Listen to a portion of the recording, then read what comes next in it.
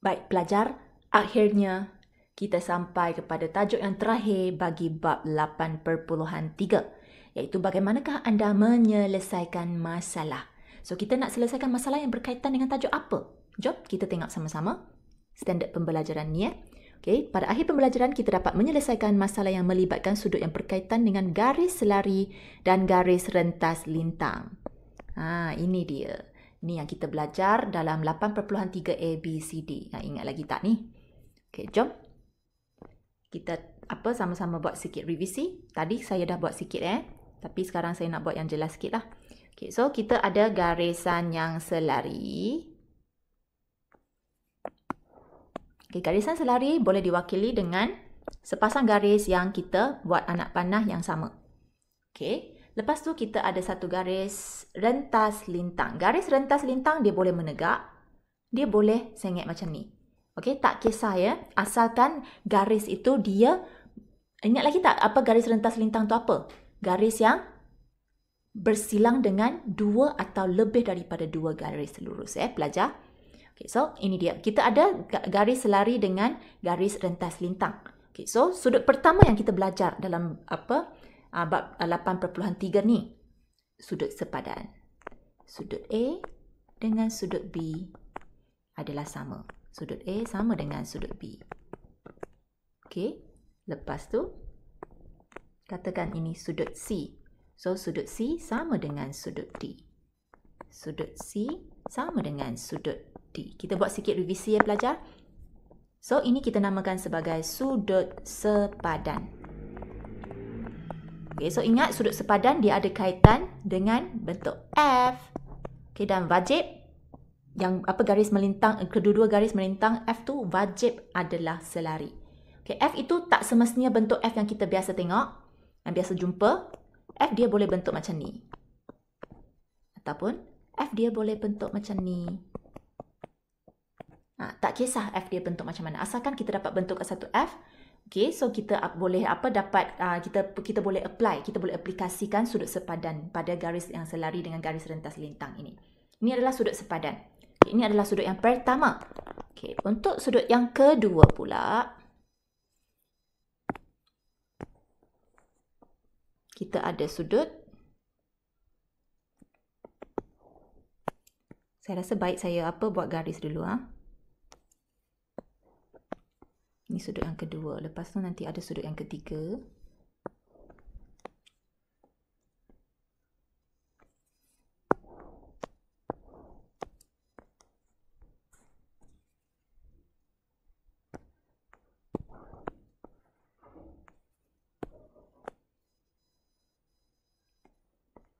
Okey. So untuk sudut yang kedua, kita ada sudut yang selang-seli. Iaitu sudut ABCD, lepas tu sudut E dengan sudut F adalah sama. Sebab kita nampak satu zigzag kat sini, betul tak? Tereng, tereng, tereng. Boleh nampak kan pelajar? Saya buat betul-betul sikit. Macam ni, macam ni, macam ni. So kita ada sudut zigzag. So kalau ada sudut zigzag, okey, sudut yang berada pada bucu Z tu, okey, mereka adalah sama. So, sudut E sama dengan sudut F. Okey, ataupun saya buat lagi satu sudut, saya buat dengan warna lain. Dengan hijau ke? Lepas tu, sudut G akan sama dengan sudut H. Sudut G akan sama dengan sudut H. Ini macam L pula. Okay, so ini kita namakan sebagai sudut selang-seli.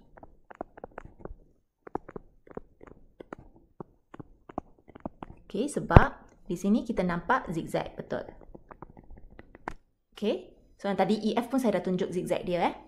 Okay, so kena ingat kalau zigzag ni wajib apabila kita nak dapatkan zigzag sudut yang sama, wajib kedua-dua garis Z yang kita atas dengan Z yang kat bawah ni. Kedua-dua atas dengan bawah ni wajib selari. Sama macam F tadi, sepadan. Atas yang kedua-dua garisan ni wajib selari. Baru boleh kita apply Baru kita boleh aplikasikan dia punya ni sifat sudut selang-seli, sifat sudut sepadan. Okey, boleh Dan yang terakhir, kita ada sudut pedalaman. Okey, bajet selari. Minta maaf. Lepas tu, sudut yang kat dalam ni, contoh. Lepas tu, kita ada I, kita ada J. Minta maaf.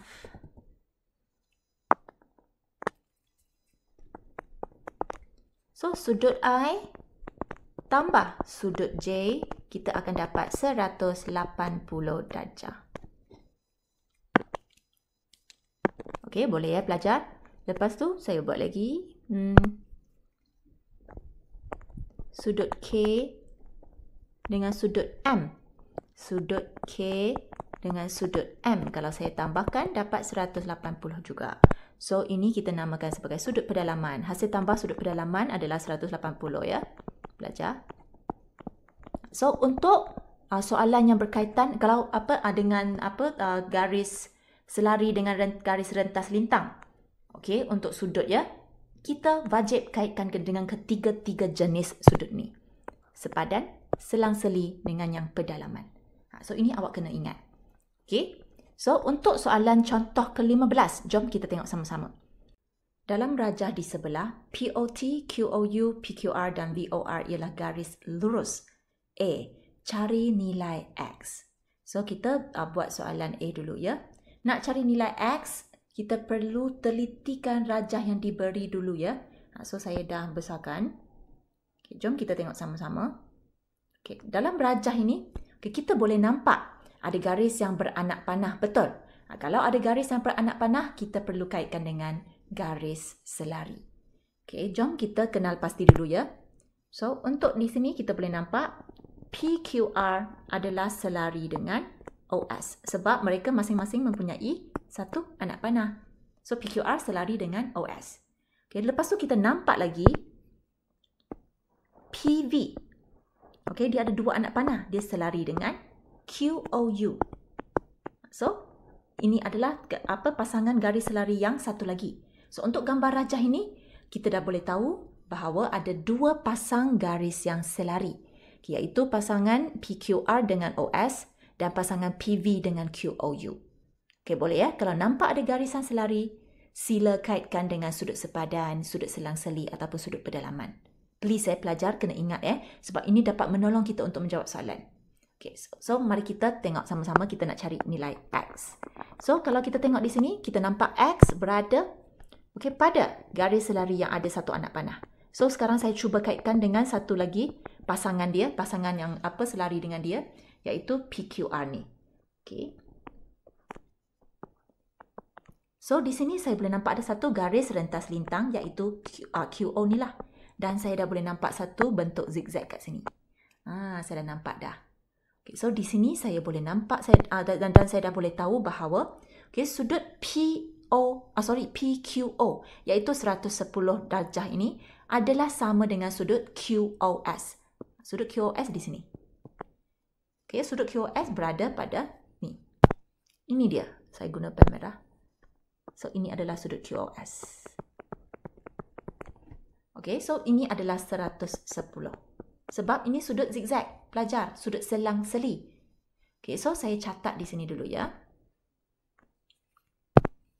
So, kita tahu bahawa sudut QOS adalah sama dengan sudut PQO.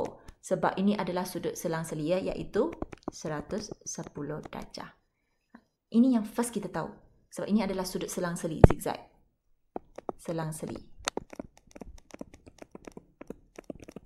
Boleh pelajar? Dapat ikut Okey, seterusnya. Sekarang kita perlu dapatkan nilai X. Maksudnya, di sini jumlahnya saya dah tahu adalah 110. So, saya ulang di sini So, untuk yang ini, sudut ini tambah dengan sudut X, dia akan dapat 110. Masalahnya sekarang, sudut ini berapa? Macam mana kita nak dapatkan sudut di sini? Ini yang sekarang kita kena cari. Okay, dan di sini saya tengok sudut yang ini. Okay, apa nama sudut ni dulu? Kita namakan sudut ni dulu. Sudut ni apa nama dia? Ingat balik sebelum ni kita dah belajar namakan sudut. Okay, Okay, sudut ini berada pada titik O. So, tengah-tengah tu mesti O. Okay, dan dia berada, dan sudut ini dia sentuh pada dua garis apa? QO dengan OR. Betul? So, QOR. Ini kita namakan sebagai sudut QOR. Okay, boleh So, sudut QOR, kalau kita tambah dengan X, kita akan dapat 110. Ini yang kita kena tahu. Okay, so sekarang masalahnya kita macam mana nak cari QOR tu. Okay, so sekarang kita padam yang lain. Ingat, setiap kali tu kita kena padam supaya kita boleh nampak ya. Okay, kita just tengok sudut QOR ni je. So, kita tengok yang ni je. So, kalau kita nampak yang sudut ni, sama macam tadi, saya nampak X berada pada garis yang selari yang ada satu anak panah. Sekarang, kalau QOR ini, dia berada pada garis yang ada dua anak panah. Iaitu garisan selari yang ni. Cuba saya tengok. Saya cuba cari. Okay, ini dia dengan yang ini. So di sini ada dua garis yang selari kan? Mereka ada dua anak panah kan? So saya nampak ada satu garis rentas lintang di sini. Dan saya boleh nampak dah sudut sepadan, betul tak? Sudut 62 ini dia akan sama dengan sudut QOR di sini. Sebab ini adalah sudut sepadan, bentuk F, nampak kan? Bentuk F di sini. Neneng. Okay, boleh ya pelajar? Okay, so di sini saya dah boleh tulis sudut QOR akan sama dengan sudut PVR. Okay, sudut O ini, sudut QOR ini akan sama dengan sudut PVR di sini. Okay, boleh ya pelajar? So, adalah sama dengan 62. So, QOR kita sudah tahu. Okay, so maka saya dah boleh terus dapatkan nilai X. Okay. So, di sini kita boleh tahu sudut, X tambah sudut QOR akan sama dengan 110. So, sudut QOR adalah 62. Kita akan dapat 110. So, X sama dengan 110 tolak 62. Oops, minta maaf. Tolak 62. So, jawapan untuk sudut X adalah 48. Settle untuk X. Itu sahaja pelajar. Tak susah. Okay? So, asalkan awak kena ingat, tengok apa sudut yang kita perlu cari. Lepas tu tengok sudut itu berada ataupun dia melekat pada garis selari yang mana satu. Okay, lepas tu terus kita boleh dapat mencari apa jawapan. Okey, pelajar boleh Okey, mari kita tengok soalan B. Andaikan PV sebagai garis mengufuk dan sudut PVO ialah sudut tunduk O dari V. Cari sudut dongak P dari O. Wah, pening kita orang. Okey, kejap sudut tunduk, kejap sudut dongak. Okay, it's okay. Kita boleh faham soalan satu-satu ya. Kita tengok yang pertama dulu. Dia kata PV sebagai garis mengufuk. Maksudnya garis mengufuk dia, kita adalah PV. Okay, so sesiapa yang selari dengan PV, dia juga garis mengufuk. Iaitu QOU. Sebab mereka selari kan? Kalau selari maksudnya mereka adalah, kalau PV mengufuk, QOU mengufuk. Kalau PV tu sengit, QOU pun akan sengit. Okay, boleh faham ya? So kedua-dua garis ini adalah garis mengufuk Dan sudut PVO. Sudut PVO. So, maksudnya sudut itu berada pada apa? Pada titik apa? Titik V. Kita cari huruf yang di tengah-tengah. Sudut PVO ialah sudut tunduk O dari V. Okey, kita tengok dulu. Sudut PVO tu kat mana? Sudut PVO maksudnya sudut 62 darjah ini. Okey, so 62 darjah ini ialah sudut tunduk O dari V. Sudut tunduk O dari V. So, kita tengok O dengan V sahaja. Sekejap ya. Kita tengok sudut O dengan V. Okay. So, sudut tunduk O dari V. So, maksudnya V yang tengok pada O. So, kalau V mau tengok O, ingat sebelum ini kita dah belajar, kalau kita nak lukis ataupun kita nak tulis dia punya sudut dongak ataupun sudut tunduk, kalau kita nak label, first thing yang kita kena buat, kita kena lukis satu garis sebagai mewakili arah penglihatan dia. So V mau tengok O. So V kena tunduk untuk nampak O di bawah ni. Sorry, terlalu tebal.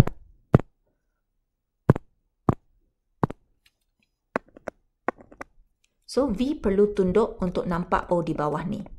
Okay. So, dan kita langkah kedua, lepas kita lukis garis arah penglihatan. Lepas tu kita perlu buat satu garis yang mengufuk. Okey, dari orang yang tengok tu.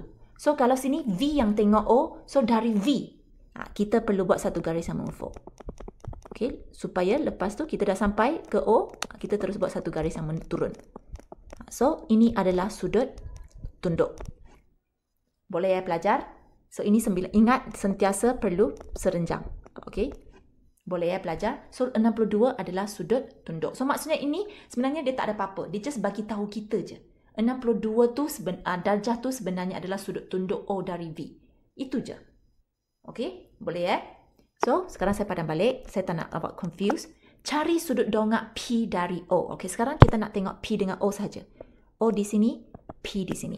So, dari O, maksudnya O yang akan tengok P. Okey, sekarang O akan tengok ke P. So, kalau O tengok ke P, kita lukis arah untuk apa penglihatan dia? Ini dia. Bagi siapa yang confused, kita lukis dari O sampai ke P. Nampak ni kan? Dari O sampai ke P. Ini dia punya arah penglihatan. So, ingat kalau arah penglihatan kita nak cari dia punya sudut dongak ke sudut tunduk ke, wajib kita buat satu garis yang mengufuk dari siapa yang tengok tu. So, sekarang O yang tengok P. So, kita perlu buat satu garis mengufuk dari O. Sebab di bahagian sini kita tak dapat buat satu garis yang mengufuk. Okay, so kita perlu buat di bahagian sini. So, kita dah dapat buat satu garis yang mengufuk. Lepas tu, kita nak jumpa kat P. So, sampai sini.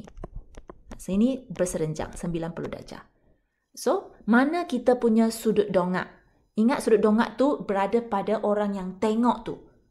Okey, dari O. So, O yang tengok P. So, kita punya sudut dongak adalah berada pada O. So, O di mana? O di sini. Yes, ini yang sudut yang kita nak cari. Okey, so sudut dongak ini, apa nama sudut dongak ini?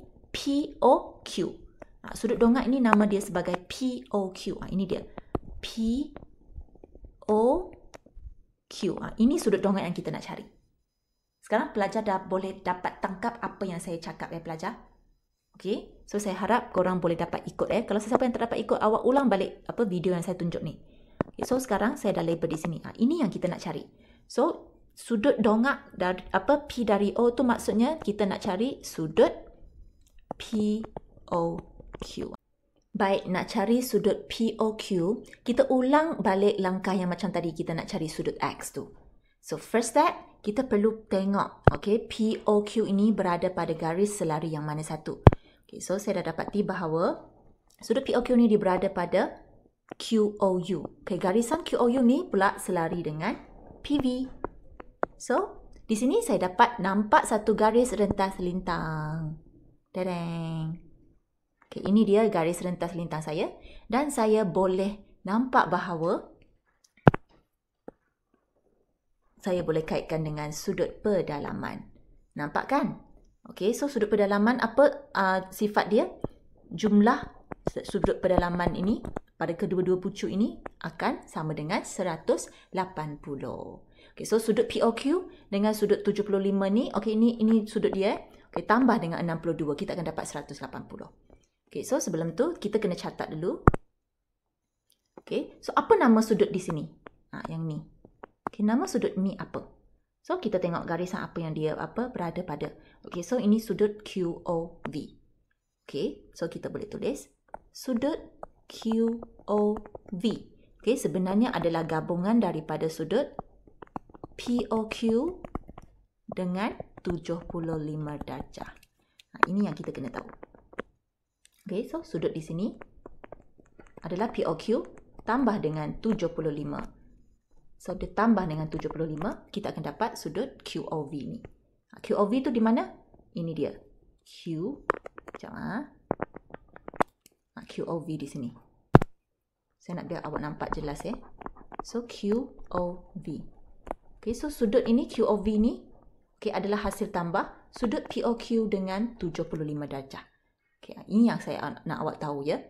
Okay, lepas tu, satu lagi saya nak tunjukkan yang sudut pedalaman tu So, sudut pedalaman ini adalah sudut QOV tambah 62 darjah. Sudut QOV tambah 62 darjah, kita akan dapat 180. So, sekarang QOV sebenarnya adalah hasil tambah daripada POQ dengan 75. Okay, so kita tambah dengan 62, kita akan dapat 180. So, ini dia. So, POQ tambah 75 sebenarnya adalah sama dengan sudut QOV. Okay, ini awak kena tahu ya. Okay, so sekarang kita buat macam biasa. Sudut POQ tambah 75 tambah 62, kita akan dapat 137. 180. So, sudut POQ sama dengan 180 tolak 137. So, jawapan sudut POQ adalah 43. Okay, so jangan lupa apabila kita nak jawab, okay, sebab soalan dia suruh kita cari sudut dongak P dari O. So, kita kena tulis juga dalam bentuk ayat. Okay, sudut dongak P dari O sama dengan sudut POQ ataupun sama dengan 43 darjah. Awak kena jawab macam ni. Okay, so biar cikgu yang menanda tu dia jelas dan dia tahu awak faham. Okay, boleh? So, ini contoh 15. Soalan A tadi saya dah jawab di sini dengan soalan B. Okay, so dengan itu saya harap korang boleh cuba menjawab latih diri 8.3F pada muka surat 194.